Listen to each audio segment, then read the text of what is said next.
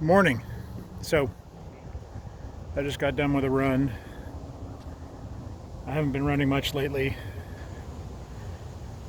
I trained for a marathon and then decided about a week before the race I wasn't going to do it, and I decided I was going to do a different event that day instead. And the stars aligned, and I didn't get to do that event either. I had car trouble on the way to the event and had to turn back and address the car problems.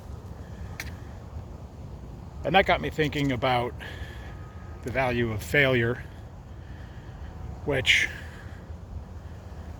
I was pretty pissed.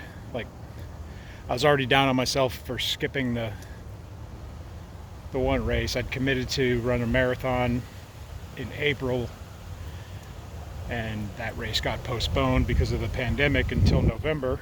And so I said fine, and I picked a different spring race, and I did my marathon in early May and had a very good experience doing that.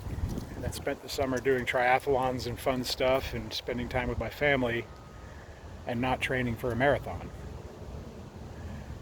And that trade-off was probably worth it.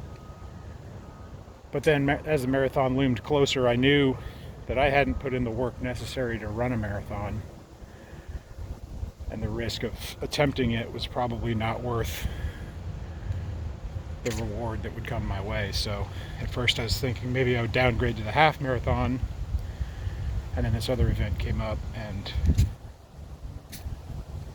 I knew I wanted to do it, so I said fine, I'm not gonna go after the sunk cost of the marathon race entry fee. I'm just gonna let it go. I looked at the website and they weren't offering any refunds or deferrals on the grounds of I didn't train properly, and they shouldn't. So I signed up for the bike race and set off down their way, and then car trouble, kaboom. So now that's 2 race entry fees that I spent and I don't get to use.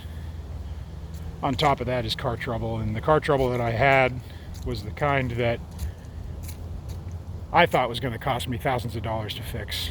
I thought I might have to sell a car and replace it, which is a pain in the butt, especially since I don't do debt, so I wasn't going to be able to borrow money to buy a new car. I was going to have to scrape together whatever assets I have on hand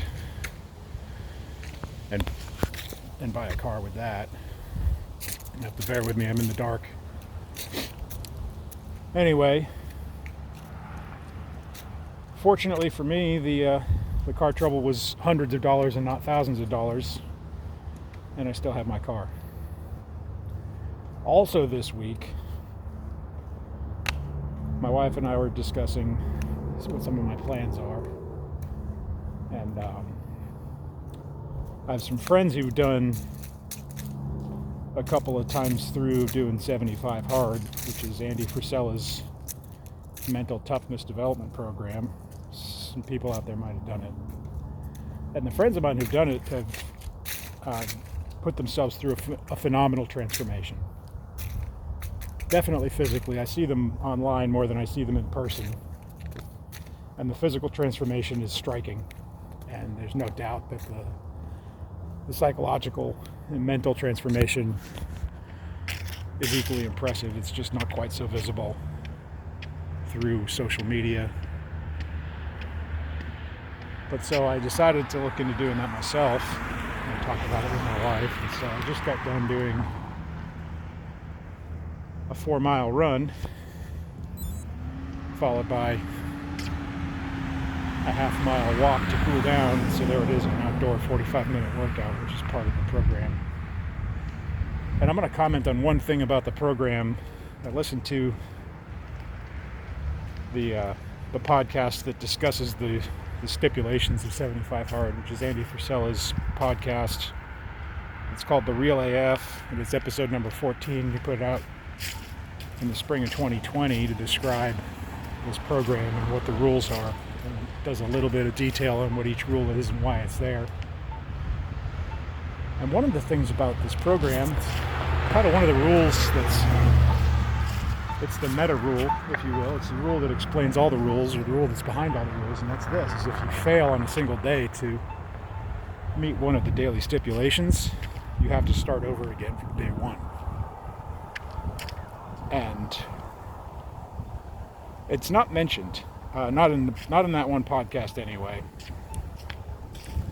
But I've noticed, and it's partly because of the personal development that I've been doing over the last couple of years, and some of the things that I've come across that has been important.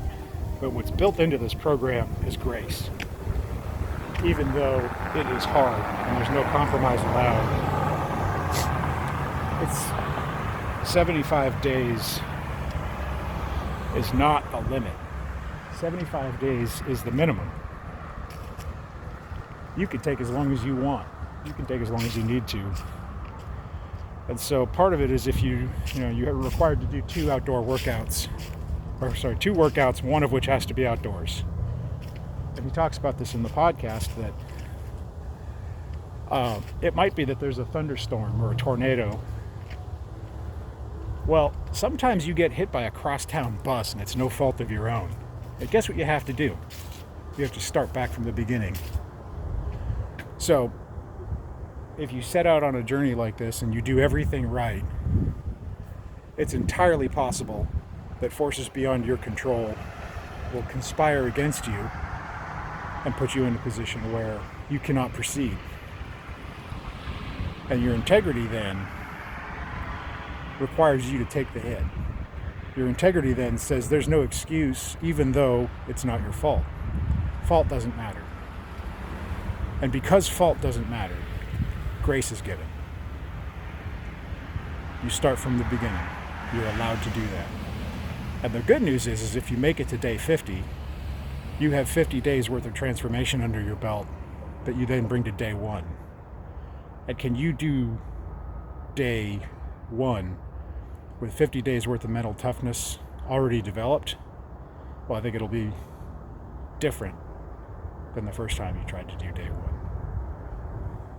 And the same can be said for almost anything in life. It might be forces beyond your control, or it might be forces within your control, but either way, to give and receive grace to those outside of you and within yourself is the way that we move forward.